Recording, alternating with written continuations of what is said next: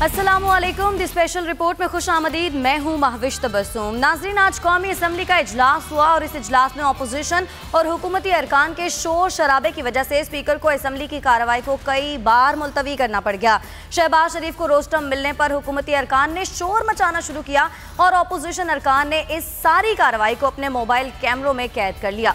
क्या अवाम के टैक्स से जमा होने वाले करोड़ों रुपए से मुनक्किद होने वाले इजलास में सिर्फ और सिर्फ तनकीद बराए तनकीद ही होती रहेगी या फिर मईशत को संभालने के लिए भी कुछ किया जा सकेगा? मुख्तसर ही सही, लेकिन अपोजिशन लीडर शहबाज शरीफ ने इमरान खान पर तनकीद का मौका हाथ से ना जाने दिया। अपने खिताब में कहा कि ये हुकूमत तारीख की सबसे ज्यादा धांधली ज़दा हुकूमत है। डॉलर को आसमान पर पहुंचाकर मईशत को इंतहाई कमजोर किया और गरीबों के मुंह से नवाला भी छीन लिया। दूसरी जानिब साबिक सदर आसिफ अली जरदारी ने अपनी पेशी के मौके पर वजीर आजम इमरान खान को इस्तीफा देकर घर जाने का मशवरा दिया और साथ साथ ये भी कह डाला कि बजट की मंजूरी का इन्हिसार अख्तर मेंगल के झुकाव पर होगा। उसामा, आप किस तरह से देख रहे हैं सारी सूरत हाल को? अपोजिशन लीडर भी एक जानिब खासी तनकीद का निशाना बना रहे हैं, खान साहब को भी, हुकूमत को भी, और साथ साथ आसिफ अली जरदारी भी। क्या कहेंगे आप? देखिए, ये सारा कुछ इसलिए हो रहा है, एक तो जो नैब की कार्रवाइयां हैं उनकी वजह से। अच्छा। दूसरा ये कि अपोजिशन, आपको पता ही है, पाकिस्तान में अपोजिशन का बस चले तो वो कहते हैं कि जी फौरी हमें हुकूमत मिल जाए। एक वो फैक्टर है। तीसरा ये कि जो कमीशन बनाने का ऐलान कर दिया इमरान खान साहब ने, अब वो उससे नजर आ रहा है कि जब 10 साल का हिसाब होगा कि किधर कर्जे दिए गए, कहाँ गए, तो उसमें बहुत कुछ सामने आ जाना है। जिस तरह ये कोई ढकी छुपी बात नहीं है कि एक यहाँ पर वज़ीर आला ने, वज़ीर आज़म ने कई घरों को कैंप ऑफिस डिक्लेयर किया हुआ था, सारा खर्चा सरकारी तौर पर दिया जाता था, ठेके किस तरह दिए जाते थे, तो अब वो समझ रहे हैं कि वहां पर प्रेशर आएगा। अब उनको इस वक्त मूवमेंट ये मिल गई है कि जनाब ये बजट आया है, इस पर हम जितना हो सके अपनी सियासत चमका लें। लेकिन देखिए, ये नाइंसाफी होगी, ये बददियानती होगी अगर हम लोगों को हकीकत नहीं बताएंगे कि पाकिस्तान शदीद मुश्किल में है। आपके पास पैसे हैं ही नहीं कि आप तमाम अपने अखराजात पूरे कर सके। आपने कर्जे वापस करने हैं, 2000 अरब रुपया आपने साल में कर्जों में वापस करना है। आप कहां से एजुकेशन पर लगाएंगे? आपके पास तो तनख्वाहें देने के लिए पैसे नहीं होंगे अगर आप टैक्स जो है कलेक्ट नहीं कर पाते। आप सरकारी तौर पर किसी को तनख्वाह नहीं दे सकेंगे। आप प्रोजेक्ट्स जो है वो नहीं पूरे कर सकते। आप जो तेल हम खरीदते हैं बाहर से, हम अपनी इम्पोर्ट्स जो है वो नहीं पूरी कर सकते। अब जब टैक्स लगाएंगे आप, तो आप सहूलतें कहां से देंगे? और टैक्स की आप जितना लगाएंगे उसमें से मेजॉरिटी जो है वो आप कोई डेवलपमेंट में खर्च नहीं कर सकते। तो अब जब मुझे ऑपोजिशन बता दे, इस वक्त इनको कोई मशवरा देना कि यहाँ से आप पैसे कमा लें जनाब, यहाँ से आप पैसे कमा लें और लोगों पर खर्च कर दें, गरीब आदमी पर खर्च कर दें। तो ठीक है उसामा, आप साथ ही मौजूद रहेगा। राना सनाउल्लाह साहब ने हमें ज्वाइन किया है, राना सनाउल्लाह से बात करेंगे। राना साहब, आज जब शहबाज शरीफ ने बात की तो शहबाज शरीफ का ये कहना था कि हुकूमत ने अवाम के वादे पूरे नहीं किए और ये जो बजट पेश किया गया है ये अवाम दोस्त नहीं बल्कि अवाम दुश्मन है। साथ साथ आप लोगों का ये शिकवा भी रहता है कि आपको बोलने नहीं दिया जाता। तो ये रवैया सिर्फ आपके साथ ही तो नहीं है। लास्ट सेशन जब हुआ था तो बिलावल भुट्टो जरदारी को भी बोलने नहीं दिया गया था। देखिए, ये अपोजिशन की तरफ से तो हमेशा होता है और एज ऑफ राइट होता है कि अपोजिशन जो है वो हाउस के अंदर जो है वो प्रोटेस्ट करे। अच्छा। लेकिन हुकूमत की तरफ से जो है वो ये पहली मर्तबा देखने को आ रहा है कि वो अपोजिशन को बात करने से भी रोकती है। दरअसल ये इंतहाई नालायक, नाहल और वोट चोर हुकूमत है और इसने अपनी नाहली की वजह से, अपनी गलत पॉलिसियों की वजह से मुल्क को उस दोराहे पे ला खड़ा किया है कि अब ये बात कहने को दिल तो नहीं चाहता, लेकिन तमाम इकोनॉमिस्ट जो है वो इस बात पे मुत्फिक है कि पाकिस्तान जो है वो बड़ी तेजी से जो है वो डिफॉल्ट, दिवालिया की तरफ जो है वो बढ़ रहा है। और ये जुर्म जो है ये इस नाहल टीम के हाथों जो है वो होने जा रहा है। तो ये बड़ी बदकिस्मती है कि एक इस ऐसे नाहल टोले को जो है वो अगर किसी ने वोट दिया है तब भी, और अगर किसी ने अपनी ताकत इस्तेमाल की है इनको लाने पे, तो राना साहब, लेकिन आप लोगों का तो ये कहना था कि ईद के बाद तो हम हुकूमत के खिलाफ मुहिम चलाएंगे, दमादम मस्त कलंदर हो जाएगा, एक तहरीक चलाई जाएगी, अपोजिशन मुत्तहिद हो जाएगी। तो इस तरह की कोई चीज नजर नहीं आ रही, ऐसा लग रहा है सब कुछ उल्टा पड़ गया है। नहीं, देखें, बात ये है कि ये तो जो इन्होंने बजट पेश किया है तो तो उस बजट को इम्प्लीमेंट करना जो है वो तो इस मुल्क की और लोगों की तबाही को ताकत देने के मुतरादिफ है। तो अब तो इस बात के ऊपर जो है वो गौर खौज होगा गालबन APC की मीटिंग में कि ये जो कुएं में छलांग लगाने जा रहे हैं, क्या हम इनको रोकें या इनको छलांग लगाने दें, और क्या जो जिस तरह से जिस तबाही का शिकार ये होने जा रहे हैं, तो क्या इनको धक्का दे के ये जुम्मा या ये कसूर हम अपने जुम्मे ले लें, या इनको जो है वो खुद ही जो है वो कटें दें। तो इसके ऊपर गौर होगा, लेकिन बहरहाल फैसला वही जो APC कंसेंसस के साथ करेगी, उसके ऊपर PMLN तो जो है वो अमल करेगी। लेकिन जितने भी इकोनॉमिस्ट हैं उनकी ये मुतफिका राय है कि अब इनको धक्का देने की जरूरत नहीं है। जो इन्होंने कर दिया है, जो जिस तरह से इन्होंने टैक्सेशन की है, जिस तरह से इन्होंने टारगेट्स मुकर्रर किए हैं, ये तबाही है अगले 3-6 महीनों में। अच्छा राना सनाउल्लाह साहब, अगर आप मुझे सुन पा रहे हो, मेरा सवाल ये है कि क्या इस तरह की आपके पास तजावीज़ हैं कि हुकूमत करे क्या? क्या इमरान खान साहब जो कह रहे हैं वो गलत है, वो झूठ है कि 4000 अरब रुपया हम इकट्ठा करते हैं, 2000 अरब रुपया कर्जों में चला जाता है, अब हम कहाँ से खर्चे पूरे करें? तो अगर टैक्स नहीं लगाते तो क्या इनके पास रास्ता है और कहाँ से रिलीफ दें, कैसे ये बजट तैयार कर दें, करें क्या? कोई ऐसी चीज है या बस यही है कि राना नहीं, आप मुझे ये बताएं कि ये जो 30,000 कर्जा यानी एक तो आप ये देखें कितना झूठा और इतना ये यानी गिरा हुआ इंसान है कि झूठ बोलता है और फिर मुसलसल बोलता जाता है। एक तो ये है कि वो कर्जा जो है वो अब आके 31,000 अरब हुआ है। जब हमारी गवर्नमेंट गई है तो उस वक्त ये 24.956 था। एक तो ये उसे पहले दिन से 5,000 अरब का उसमें इजाफा किया जा रहा है। और अब इसे बंदा कोई पूछे कि तुमने जो 10 माह में हमने तो किया ना 2,000 अरब पर ईयर उसमें इजाफा, तो तुमने जो ये 5,000 10 माह में कर दिया है, तो तुम तो ये तो बताओ ना कि तुमने इसमें किया क्या है। हमारे पास तो बताने को मोटरवेज हैं, ग्वादर बंदरगाह है, बिजली के कारखाने हैं और 20 मेगा प्रोजेक्ट्स हैं। तुम बताओ ये 10 माह में तुमने क्या किया है। और फिर दूसरी बात ये है कि अगर 2,000 अरब कर्जा बढ़ता रहा पर ये पिछले 10 सालों में, तो उससे पहले यानी 28 अरब था ना पिछले साल, उससे पीछे जो है वो 26 था, फिर 24 था। तो जब 24,000 मैनेज हो रहा था, 26,000 मैनेज हो रहा था, 28,000 मैनेज हो रहा था, तो इस यानी जाली और नालायक टोले के हुक्मरान आने के बाद हर चीज अनमैनेज हो गई। इनके आने के ऊपर ही जो है वो हर चीज जो है वो तबाही की तरफ। राना साहब, कर्जे तो आपकी हुकूमत ने भी लिए थे ना, लेकिन अगर इमरान खान की हुकूमत, वो सारी हुकूमत, आप लोग भी तो कशकोल तोड़ने की बात करते थे ना, लेकिन आप लोगों ने भी कर्जे लिए। मियां साहब तो कहते थे तायरेला होती उस रिस्क से मौत अच्छी। नहीं तो फिर कर्जे इन्होंने क्यों लिए? फिर तो कर्जे अगर नहीं लेंगे, जिस तरह उसामा पूछ रहे हैं, फिर हुकूमत के पास क्या ऑप्शंस रहे? जैसे आप क्या तजवीज़ देंगे? नहीं, बात ये है कि कर्जे लेने के साथ जो तबाही ये लेके आए हैं, यानी इन नालायकों से कोई पूछे, यानी वोट चोरों से, कि जब डॉलर था 115 पे माइनस प्लस, तो ये कह रहे थे मसनूई तौर पे रोका हुआ है। जब चला गया वो 130 पे, तो उस दिन जो इनके अरस्तु हैं असद उमर, उन्होंने कहा कि जी बस ये देख के इन्होंने मसनूई तौर पे रोका हुआ था, ये 10-15 रुपए का मामला था, अब ये 130 पे आ गया, अब ये आगे नहीं जाएगा, मैं गारंटी देता हूँ। अब जो है वो डॉलर की कीमत सही हो गई है, इससे एक्सपोर्ट बढ़ेगी, ये होगा वो होगा। अब इनसे पूछोगे 160 पे क्यों जा रहा है ये? वो भी 130 तक तो हमने रोका हुआ था ना, चलो वो 130 हो गया, अब 160 पे जो है ये बताओ ना कि ये किसकी नालायकी है, ये किसकी गलत पॉलिसी है। तो इन चीजों से ये कैसे जान छुड़ाएंगे? राना साहब, वो ये कहते हैं, हुकूमत ये कहती है कि वो आर्टिफिशियल था, और लोग इकोनॉमिस्ट भी मानते हैं कि सागदार साहब ने वो फर्ज की हुई थी फिगर्स, और वो स्टेट बैंक पर अपना इस्तेमाल करते थे। 130 हो गया तो ठीक हो गया ना। अगर उन्होंने फर्ज रोका हुआ था, आर्टिफिशियल रोका हुआ, तो 130 पे आके ठीक हो गया, फिर उसके बाद आगे क्यों गया? इसमें एक्सपोर्ट कहते हैं हमारी है ही नहीं, कोई इस तरह की आप इन्वेस्टमेंट नहीं की हुए, कहते हैं कि पाकिस्तान में एक्सपोर्ट होती, पाकिस्तान कुछ बनाता तो दुनिया में बेचता।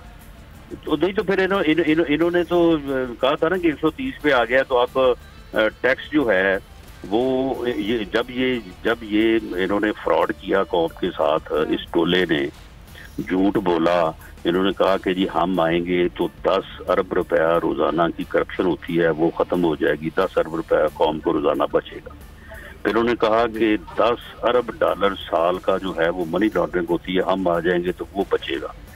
फिर उन्होंने कहा कि जी टैक्स लोग इसलिए नहीं देते कि हुकूमत जो है वो चोर है, हम अब आएंगे तो 4000 की बजाय 8000 अरब जो है वो इकट्ठा होगा। वो इन चोरों से, इन नालायकों से कोई पूछे कि वो कहाँ गया ये सारा कुछ? वो फ्रॉडियो, तुमने कौम के साथ झूठ बोला, फ्रॉड किया कौम के साथ, और अब आगे से और झूठ बोल रहे हो और फ्रॉड कर रहे हो कौम के साथ। तो अब ये फ्रॉड जो है ये खुद उसका शिकार होने वाले हैं, और ये अगले 3 माह में जो है वो इनको धक्का दे के हम इनका जो है ना वो अपने जुम्मे ना लें, ये खुद ब खुद ही जो है वो जहन्नम वासिल होने वाले हैं। ये साहब आप तो ऐसे वो कह रहे हैं जैसे कुफर की ये हुकूमत आ गई है तो जहन्नुम में डल जाएगी, लेकिन नहीं यार ये है ही काफर है, ये काफर है, ये सहाबा कराम की तौहीन करता है, इसे पता ही नहीं है। इसे इतना नहीं पता कि जंगे बदर में जो है वो क्या मामला हुआ था। राना साहब आप इस तरह इल्जाम तो नहीं लगा सकते ना, इस तरह तो नहीं। वो नहीं, जिस मुसलमान को जंगे बदर का नहीं पता काफिर तो नहीं वो मुसलमान है ही नहीं, औलाद इसकी यहूदियों के यहाँ पल रही है। गलत बात है। देखिए राना साहब, फिर दोनों तरफ से इस तरह होता है, हम टेलीविजन पर किसी के कुफर के फतवे ना दें, गलत किसी ने बोला है उनको चाहिए माजरत कर ले यार, तो क्यों बदर के साथ। राना साहब हम इस तरह टेलीविजन पे कभी किसी को कुछ नहीं कह सकते, और हम बार बार यही बात करते हैं कि सियासत में भी इस तरह के वर्ड्स नहीं यूज करने चाहिए। नहीं करना चाहिए। देखिए हम तो आपको कह रहे हैं ये इसने जो बदर के सहाबा कराम की तौहीन की है, ये टेलीविजन पे की है, मैं को इसके घर गया। ऐसे बात नहीं इस्तेमाल होनी चाहिए, मोहतात होना चाहिए, एहतियात करनी चाहिए। उस पर उलमा भी इस पर नाराज हुए हैं, और बिल्कुल आपकी बात सही है, लेकिन मैं ये कह रहा हूँ कि कुफ्र के पत्ते नहीं लगाने चाहिए, ये नहीं करना चाहिए। हाँ जी राना साहब, हम तो मजम्मत करते हैं इस तरह के अल्फाज की भी, और इस तरह के और है यूज नहीं होने चाहिए। इसकी मजम्मत करे ना, और नालायक के आज़म की मजम्मत करें। बात सही है, लेकिन मैं नहीं, मेरी बात सही नहीं, आप अपने मुंह से कहें कि नालायक के आज़म की हम मजम्मत करते हैं। जी बिल्कुल सही बात है कि बेअदबी नहीं करनी चाहिए, अदब के दायरे में रहकर बात करनी चाहिए, मोहतात होना चाहिए।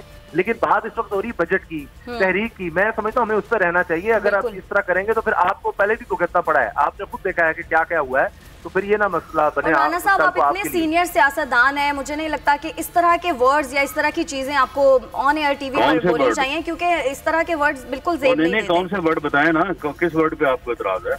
आप इस तरह कुफ्र का जो आप कह रहे हैं कि काफिर हैं, और नहीं लगा सकते, आप ये नहीं कह सकते कि इस्लाम बनना काफिर है, वो कुफ्र है। नहीं राना साहब, हम शदीद मजम्मत करते हैं इस तरह के अल्फाज की। हाँ, उनको ज्यादा मोहतात होना चाहिए, बात सही है, लेकिन ये उलमा का काम है, हमारा नहीं। राना साहब, जिस आदमी को मेरे ख्याल से उसामा गुफ्तगू जो है वो किसी और से जा रही है, हमें यहाँ पर ब्रेक ले लेनी चाहिए। राना सनाउल्लाह हमारे साथ मौजूद थे, लेकिन इस वर्ड्स की नाजरीन हम भी मजम्मत करते हैं, और हम बार बार यही बात करते हैं कि सियासत में भी तहजीब का दामन हाथ से नहीं छोड़ना चाहिए, और स्पेशली हम कोई नहीं होते किसी के ऊपर इस तरह के फतवे लगाने वाले। यहाँ पर वक्त हुआ एक ब्रेक का, हमारे साथ रहिए।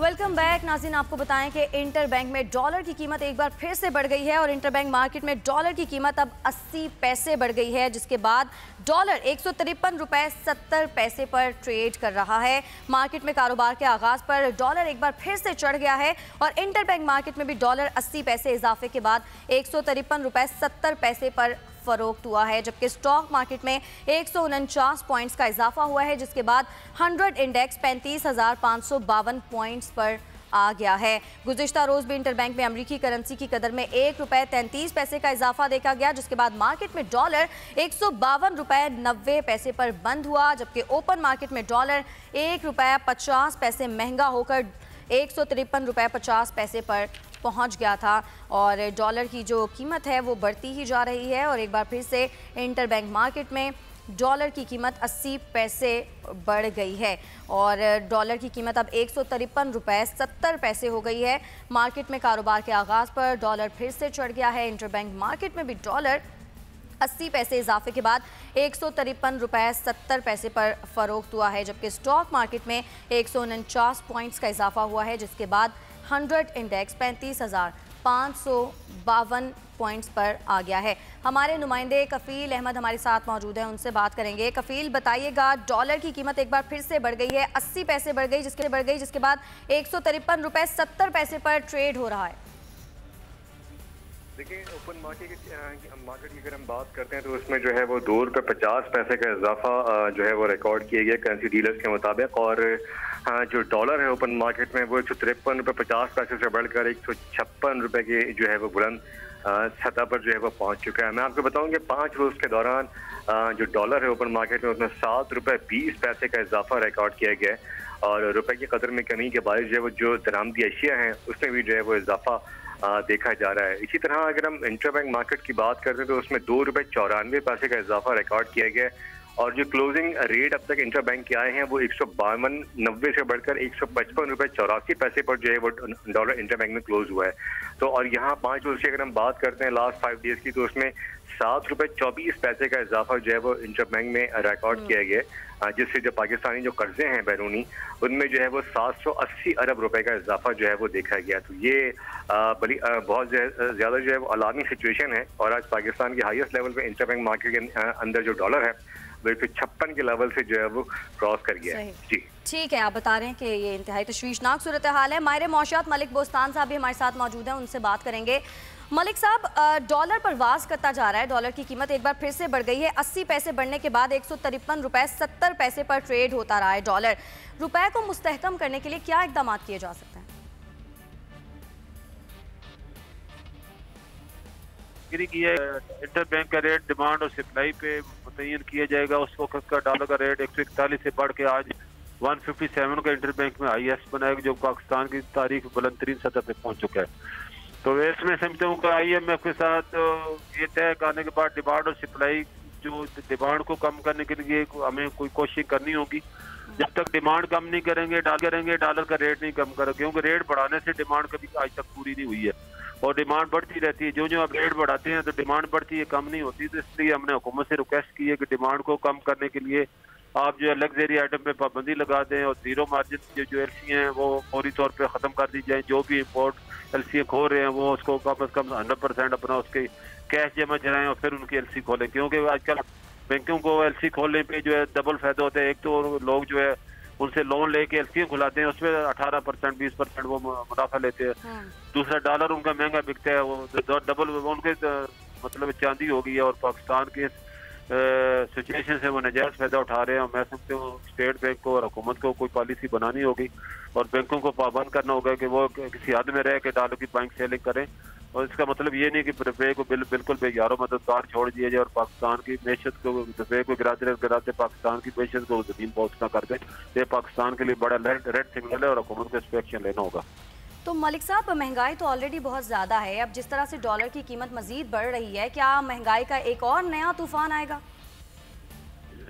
ये क्या तूफान है? अगले तूफान तो मेरे को लगता है सब कुछ बहा के ले जाएगा। अच्छा। क्योंकि डॉलर बढ़ने से तनख्वाहें तो बढ़ती नहीं है, महंगाई बढ़ती है, गुर्बत बढ़ती है, हुकूमत की क्रेडिबिलिटी खराब होती है, इंटरेस्ट रेट बढ़ता है, पाकिस्तान को तो कारोबार जो सारे ठप होकर रह जाते हैं। तो हुकूमत को इस चीज़ को, अपनी इकनॉमी को अगर बचाना है तो वो इसकी ऊपर एक्शन लेना होगा। ठीक है, मलिक बोस्तान साहब हमारे साथ मौजूद थे, माहिर मौशियात, और उनका ये कि को कोई पॉलिसी बनानी पड़ेगी, और रुपए को इस तरह से बेयारो मददगार तो नहीं छोड़ा जा सकता, रुपए को मुस्तहकम करना बहुत ज़रूरी है। अब कुछ नाज़रीन बात कर लेते हैं क्रिकेट की। क्रिकेट वर्ल्ड कप के 19वें मैच में मेज़बान इंग्लैंड ने आज टॉस जीतकर बॉलिंग का फैसला किया है। अब देखना यह है कि आज का मैच कौन जीता है। पाकिस्तान तो मैच हार चुका है, और हमारे साथ स्टूडियो में मौजूद हैं नादरा। आपने उस दिन यही प्रिडिक्ट किया था कि पाकिस्तान मैच हार जाएगा, पाकिस्तान तो अब मैच हार गया। क्या समझ रही हैं आप आने वाले दिनों में, अब जो अगला पाकिस्तान का मैच होगा, क्या एक्सपेक्टेशंस हैं? देखिए, बीइंग अ पाकिस्तानी तो हर कोई चाहता है कि पाकिस्तान जीते, लेकिन फैक्ट्स एंड फिगर्स को भी आप डिनाई नहीं कर सकते हैं। भारत के खिलाफ हमारे जो भी मैचेस हुए हैं उसे पाकिस्तान इतना अप टू दिमाग नहीं रहा। पाकिस्तान ने हमेशा हारा ही है भारत के हाथों, लेकिन चूंकि बारिश हो रही है वहाँ पर मैनचेस्टर में, अभी कहा यह जा रहा है कि उस दिन बारिश शायद ना हो, लेकिन किसी वक्त भी बारिश हो सकती है। तो अगर बारिश हो जाएगी तो पाकिस्तान अपना पहला match in the world cup Bharat से जीत सकता है, और मतलब 1 पॉइंट मिल सकता है, जीत क्या सकता है, पॉइंट मिल जाएगा। वैसे 6 मैचेस में से पाकिस्तान को अभी तक कोई मतलब कामयाबी नहीं हुई, सफर ही रहा है। रही बात कि पाकिस्तान में सकते हैं कि बारिश हो जाए। हाँ, और मुझे लगता है कि शादाब को इंडक्शन होगा, डेफिनेटली वो शादाब को खिलाएंगे, क्योंकि जो पिछली दफ़ा उन्होंने गलती की है शादाब को ना खिलाकर, उसके बावजूद हसन अली ने भी सपोर्ट किया टीम को, 32 रन्स बनाए, लेकिन एक गलत शॉट की वजह से वो भी आउट हुए। गलत शॉट जो है इमामुल हक का, और इमामुल हक का ये कहना कि मेरा फेवरेट शॉट है, मैं खेलता हूँ, तो ये बड़ी बेवकूफ़ी से लग रही है, क्योंकि वाइट पे कभी शॉट खेला नहीं आता, मून वाइट में आउट हो जाता है। जब आपकी एक मिली रहे रन तो आप खामोशी से खड़े रहें। एनी हाउ, जो बाकी प्लेयर्स की हम बात करें, जिस तरह 1 सेकेंड का फासला था जब वहाब रियाज जो हैं वो आउट हुए हैं, तो अगर वो नहीं लेते रिव्यू उनके जो कैप्टन है एरन फिंच, तो उस वक्त पाकिस्तान जीत सकता था। जिस तरह से वो टिके हुए थे, जिस तरह वो बैटिंग कर रहे थे, बड़ी धुआंधार बैटिंग थी वहाब रियाज की, तो वहाब रियाज को क्रेडिट भी जा सकता था, और वो जो जितने उनके ऊपर एक एलिगेशंस आ रहे थे वो सब खत्म भी हो सकते थे, लेकिन किस्मत ने साथ नहीं दिया। फिर सरफराज स्ट्रगल करते नजर आ रहे थे, काफ़ी उन्होंने कोशिश की कि कम से कम स्कोर में आउट हुआ जाए। तो बहरहाल उन्होंने जो रन ले लिया उसको भी सब क्रिटिसाइज़ कर रहे हैं। तो मेरे ख्याल से अगर रन लेते या ना लेते तब भी वो 44 या 42 रन अकेले नहीं बना सकते थे, तो रोटेट तो करना था स्ट्राइक को। आप आ जाएं बाकी वर्ल्ड कप के मैचेस पे। आज के मैच की अगर हम बात करें, बारिश आज भी इम्कान है बारिश का साउथहैम्पटन में, कि किसी वक्त भी हो सकती है। वैसे इंग्लैंड ने टॉस जीतकर बॉलिंग का फैसला किया है, इस फैसले को आप किस तरह देखें? देखिए, टॉस जीत के, क्योंकि ये पिचेस इस तरह के, जो टॉस जीत रहा है वो जीत रहा है अमूमन, और उनके फैसले जो हैं, क्योंकि इंग्लैंड जो है इस वक्त वेस्ट इंडीज़ से काफ़ी बेहतर है। वेस्ट इंडीज़ और इंग्लैंड के जो भी आमना सामना हुआ है वर्ल्ड कप में, दोनों टीमों ने 6 मैचेस खेले, जिसमें 5 जो है इंग्लैंड जीत चुका है, और वेस्ट इंडीज़ जो है वो सिर्फ 1 मैच जीता है। अगर ओवरऑल आप वनडे मैचेस की बात करते हैं तो इन्होंने 101 मैचेस खेले, जिसमें से 51 जो है इंग्लैंड जीता है, 44 वेस्ट इंडीज़ जीता है, तो उसमें भी अपर हैंड जो है वो इंग्लैंड का ही है। आज जो मुझे उम्मीद थी कि शाय होप और क्रिस गेल बड़े बेहतरीन इनके बल्लेबाज हैं। शाय होप तो ऐसे हैं कि वो टिक जाएं तो आउट उनका करना बड़ा मुश्किल होता है, लेकिन आज वो अनफॉर्चुनेटली 11 रन बना के आउट हो गए, जो कि सन 2018 में जिन्होंने ओडीआई में मैचेस खेले थे उनकी समझे 1460 उन्होंने रन्स बनाए थे। बैड लक कुछ ज़्यादा ही हो गई है। क्रिस गेल आउट हो गए। क्रिस गेल बहुत ही मतलब अनएक्सपेक्टेडली आउट हुए हैं, 36 रन्स स्कोर किए। और आज जो डिपेंड कर रही थी वेस्ट इंडीज़, वो कर रही थी ज़्यादा क्रिस गेल के ऊपर। अच्छा, इधर आप आ जाएँ। अच्छा, इनके जो जैसे होल्डर ने कहा था कि हमारी जो स्ट्रेंथ है वो बॉलिंग है, नो डाउट इनकी बॉलिंग बहुत अच्छी है। अच्छा, इधर आप आ जाएँ इंग्लैंड की तरफ, तो इंग्लैंड में जो हम ये समझ रहे थे कि वुड जो है, मार्क वुड, वो टखने की इंजरी का शिकार हो गए थे, शायद वो ना होंगे, लेकिन उन्होंने, वुड ने विकेट ले ली। उसके अलावा प्लंकेट बड़े फॉर्म में नजर आ रहे हैं। जोफ्रा आर्चर इनके इतने बेहतरीन बॉलर हैं कि वो किसी को टिकने नहीं देते। अब जोफ्रा आर्चर इनकी स्ट्रेंथ है, तो अब लगता ये है कि इंग्लैंड जो है वो बहुत अच्छे परफॉर्मेंस देगा। अगर इन केस बारिश हो जाती है, इन केस बारिश हो गई, तो फिर तो डकवर्थ पे भी जा सकते हैं। डकवर्थ के बाद फिर वो एक ऐसा मेथड है मेरे ख्याल से, वो समझाना या समझना बड़ा मुश्किल है। तो इसकी वजह से फाइनल 4 कौन दिख रहा है आपको? फेवरेट कौन है? नहीं, मेरी फेवरेट तो नहीं, लेकिन फाइनल 4 मैंने डे 1 से बनाई हुई, और उस वक्त बनाई थी जब मैचेस शुरू नहीं हुए थे, और मुझे ये लगता था, और अभी भी मैं पॉइंट्स टेबल देख रही हूँ, तो वही फाइनल 4 हैं जिसमें टॉप पर जो है वो इंग्लैंड, न्यूजीलैंड और ऑस्ट्रेलिया और इंडिया। पाकिस्तान को मतलब ये नहीं है कि मैं पाकिस्तान से मोहब्बत नहीं करती हूँ या मुझे पाकिस्तानी पसंद नहीं है, ऐसी बात नहीं है, लेकिन ये है कि जो नज़र आता है फैक्ट, उसमें यही है कि पाकिस्तान जो है थोड़ा सा ऑफ कलर नज़र आ रहा था, थोड़ा सा लग रहा था जिस तरह के और मैचेस हुए हैं इनके ओडीआईज, उसमें पाकिस्तान की इतनी अच्छी परफॉर्मेंस नहीं थी। और बैटिंग हमेशा पाकिस्तान की कमज़ोर ही रही है। अगर पाकिस्तान थोड़ा बैटिंग पे तवज्जो दे तो ज़रा आगे जा सकता है, परफॉर्मेंस बेहतर हो सकता है। माविश सिर्फ बैटिंग ही नहीं है, हमारी फील्डिंग बड़ी पैथेटिक है, हमारे कैचेस बड़े ड्रॉप होते हैं। मैं कहती हूँ ना कैचेस आप कम से कम, फिर भी हमारे साथ प्रॉब्लम है, हम चैंपियंस ट्रॉफी में तो जीत गए थे ना, वो भी मैं समझती हूँ कि उसमें कभी कभार एक लक वाली बात है कि फ़खर जमान चल गए, लेकिन अगर फ़खर जमान के आप ओवरऑल स्टैट्स निकालें तो फ़खर जमान ने ODI में एज सच कोई कारकर्दगी नहीं दिखाई है। कुछ प्लेयर्स हैं जो T20 के, लाइक आसिफ अली को आपने इसमें रखा हुआ है, आप खिलाते इसमें शादाब को या हारिस सोहेल को खिला लेते, वो ज़्यादा बेनिफिशियल साबित हो सकते थे।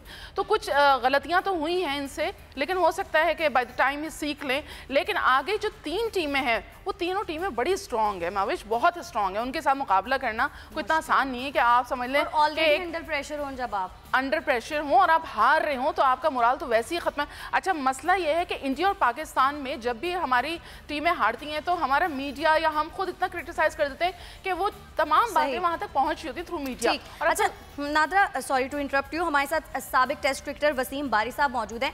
वसीम बारी साहब, आप किस तरह से देख रहे हैं वर्ल्ड कप के मैचेस को और पाकिस्तान की परफॉर्मेंस को स्पेशली? पाकिस्तान को अपॉर्चुनिटीज थी लेकिन पाकिस्तान ने अपॉर्चुनिटीज का फायदा नहीं उठाया।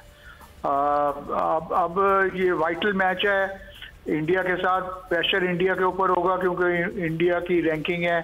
पाकिस्तान के लिए डू और डाई मैच है और पाकिस्तान टीम ने आपने देखा चैंपियंस ट्रॉफी में भी कि जब प्रेशर के बगैर खेलती है तो किसी टीम को भी हरा सकती है। पाकिस्तान टीम को अपनी बेसिक्स ठीक करनी होगी। बैटिंग में पहले 10 ओवर में प्लेटफॉर्म और उसके बाद 10 और 40 ओवर में कंसोलिडेशन और फिर विकेट्स इन हैंड से एक्सेलरेशन करनी पड़ेगी। और बॉलिंग में विकेट्स लेने की कोशिश करें, अगर विकेट्स लेंगे तो इंडिया की टीम पर प्रेशर पड़ सकता है। और most important thing is fielding. अगर कैचेस पाकिस्तान पकड़ेगा, जैसे इंग्लैंड को पाकिस्तान ने हराया नंबर 1 टीम को, तो इंडिया को भी हरा सकता है। और उस दिन अगर पाकिस्तान की टीम प्रेशर के बगैर खेलेगी तो इंडिया को टफ टाइम दे सकती है और जीत भी सकती है। ठीक है, यानी आप कह रहे हैं कि अगर पाकिस्तानी टीम अंडर प्रेशर हुई तो फिर तो मुश्किल हो जाएगा, लेकिन अंडर प्रेशर ना हो तभी टीम जीत सकती है। NADRA, last comment. Under pressure ना हो, बिल्कुल सही बात कह रहे हैं वसीम बारी साहब, ज़्यादा सीनियर हैं, लेकिन अगर बारिश हो जाती है फिर तो इंटरप्शन हो या ना हो, या अंडर प्रेशर हो या ना हो, फिर तो बारिश ही बारिश है और बारिश क्रेडिट ले जाएगी। मुझे ये लगता है कि बारिश होगी तो पाकिस्तान को 1 पॉइंट मिल जाएगा, लेकिन मेरा ये कहना है कि पाकिस्तान अंडर प्रेशर रहेगा। पाकिस्तान अंडर प्रेशर रहेगा। तो नादरा की भी और मेरी भी, हर पाकिस्तानी की तरह हमारे दिल की भी यही ख्वाहिश है कि पाकिस्तान ये मैच ज़रूर जीते। नाज़रीन, आज के प्रोग्राम से इतना ही, इस दुआ के साथ कि पाकिस्तान अपना अगला मैच खेले और अंडर प्रेशर ना हो और पाकिस्तान वो मैच जीते। आज के प्रोग्राम से इतना ही, इंशाल्लाह अगले हफ्ते आपकी खिदमत में हाजिर होंगे। तब तक के लिए अल्लाह ने के बाद।